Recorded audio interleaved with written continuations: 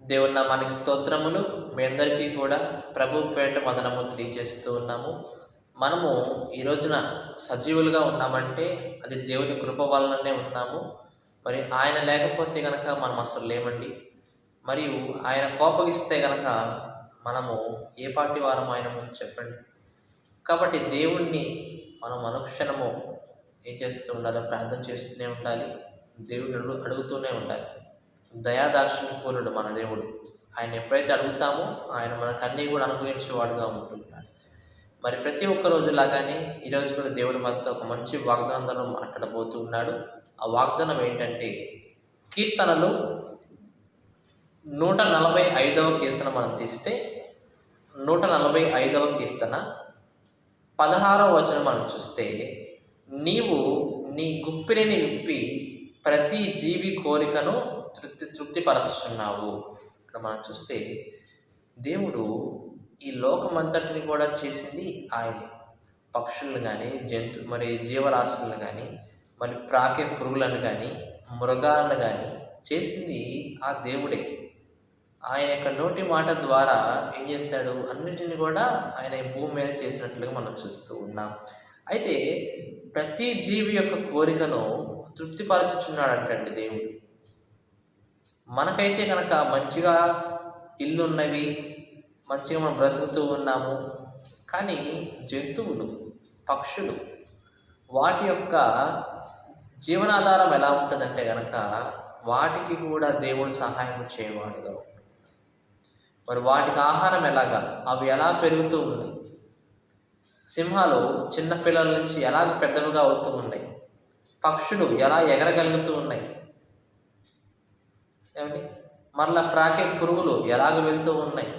వీటన్నిటిని కూడా దేవుడు ఏం చేస్తున్నాడు, ప్రతి ఒక్క రోజు కూడా వాటికి రావాల్సినటువంటి ఆహారము అంతా కూడా దేవుడు వాటికి అందిస్తూ ఉన్నాడు.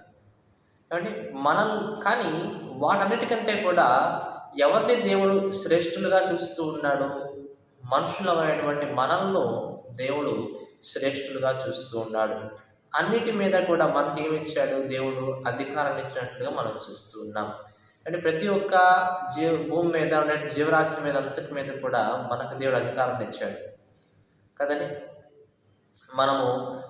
మనము ఆ జంతువులను చంపడానికి కానీ ఇవన్నిటికి కూడా మనకు దేవుడు అవకాశం అనేది ఇచ్చాడు కదండి. కాబట్టి దేవుడు మనల్ని ఎక్కువగా ప్రేమిస్తూ ఉన్నాడు, ఆ జీవరాశుల కంటే కూడా ఎక్కువగా ప్రేమిస్తూ ఉన్నాడు. కాబట్టి వాటికే ఆహారం పెట్టే దేవుడు మనకి ఆహారం పెట్టకుండా, మనల్ని పోషించకుండా ఉండగలడా? ఖచ్చితంగా పోషిస్తాడు. వాటి యొక్క సమస్యలు దేవుడు తీరుస్తాడు. జంతువుల యొక్క సమస్యలు దేవుడు తీరుస్తూ ఉంటాడు. అలాగే మన సమస్యలు కూడా దేవుడు మనల్ని ఇంకా ప్రేమిస్తూ ఉన్నాడు కాబట్టి మన మీద బాగా దేవుడు శ్రద్ధ చూపిస్తూ ఉంటాడండి. మనం అనుకుంటూ ఉంటాం, ఎవరు ఇంకా మనం పట్టించుకునే వాళ్ళు ఎవరు లేరు, మన బ్రతికింగ్ ఇంతే అని మనం అనుకుంటూ ఉంటాం. కానీ దేవుడు అలాంటి వాడు కాదు. ఆయన నమ్మిన బిడలని ఆయన ఎప్పుడు కూడా విడవకుండా ఎడబాయకున్నటువంటి దేవుడుగా ఉంటూ ఉన్నాడు. నమ్మదగిన సహాయకుడుగా ఉంటూ ఉన్నాడు మన దేవుడు. కాబట్టి ఆయనను నమ్మటం వలన, ఆయన యందు విశ్వాసం ఉంచడం వలన మనకు ఎల్లప్పుడూ మేలు కలిగిందే కానీ కీడెప్పుడు కూడా ఉంటుంది. మన దేవుడు అనుక్షణం రక్షిస్తూ ఉంటాడు. మనం వెళ్ళే మార్గములలో ఏమండి ఆయన మన తోడుగా ఉంటాడు.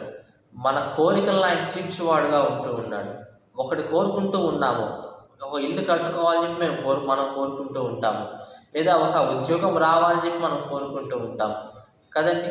మరి కొన్నిసార్లు ఆలస్యం అవ్వచ్చు, పనులు ఆలస్యం అవ్వచ్చు, కార్యములు ఆలస్యం అవ్వచ్చు. కానీ దేవుడు మాత్రం గతించిపోడు. దేవుని యొక్క మాటలు మాత్రం గతించిపోవు. దేవుని యొక్క వాగ్దానములు మాత్రం గతించిపోవు. ఇశ్రాయేలు ప్రజలకి ఎప్పుడో కొన్ని వేల సంవత్సరాల క్రితము దేవుడు వారికి వాగ్దానం చేస్తే ఆ వాగ్దానం ఇప్పటికీ కూడా ఆ ఇశ్రాయేలు దేశం మీద ఇంకా నెరవేరుతానే ఉంది. గొప్ప బలమైనటువంటి దేశంగా ఇశ్రాయేలు ఇప్పటికీ కూడా ఉంటూ ఉన్నది. ఇశ్రాయేలు ఎవరు కూడా ఏం చేయలేకపోతూ ఉన్నారు. ఎందుకు? దేవుని యొక్క వాగ్దానము ఆ ఇశ్రాయేలు దేశం మీద ఉన్నట్లుగా మనం చూస్తూ ఉన్నాం.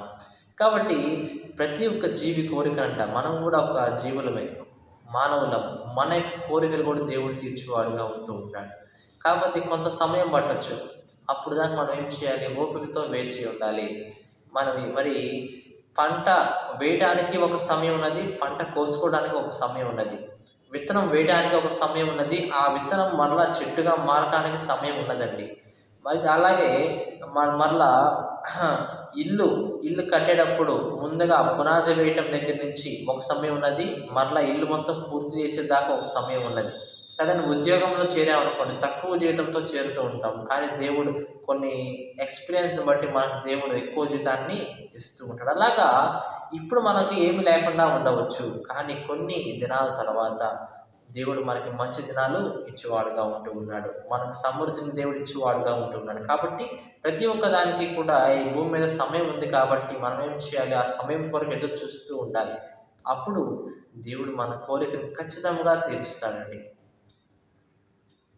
అలాగా దేవుళ్ళో మనం ముందుకు వెళ్తూ ఉండాలి. నీవు నీ గుప్పిలిని విప్పి ప్రతి జీవి కోరికను తీరుస్తూ ఉన్నావు. ప్రభువా, నాకు ఉద్యోగం కావాలయ్యా. నువ్వే గుప్పలు విప్పి నాకు దయచేయి ఉద్యోగం. అలాగే ఒక ఇల్లు కట్టుకుందాం అనుకుంటున్నాం. గుప్పెలు విప్పి మాకు ధన సహాయం దయచేయి నాయన. రోగంతో బాధపడుతున్నావు. ప్రభువా, నీవు గుప్పెలు విప్పి మాకు స్వస్థతను దయచేయి ప్రభువా. నిజంగా ఆయన చెయ్యి కనుక మన కుటుంబం మీద ఉంటే కనుక ఇంక ఎవరండి మనకు విరోధులుగా ఉంటారు? ఇంకెవరుంటారు మన శత్రువులు? ఎవరొచ్చినా సరే దేవుడే చూసుకుంటాడు. దేవుడే కాపుదలగా ఉన్నాడు కాబట్టి మరి మన ఇంటి చుట్టూ కూడా ఆయనే కాపుదలగా ఉన్నాడు కాబట్టి ఆయనే చూసుకుంటాడనమాట. కాబట్టి దేవుడు మనల్ని ఆ విధముగా తృప్తిపరచువాడుగా ఉంటూ ఉన్నాడు. దేవుడి వాగ్దానం దీవించి ఆశీర్వదించును గాక. ఆమేన్.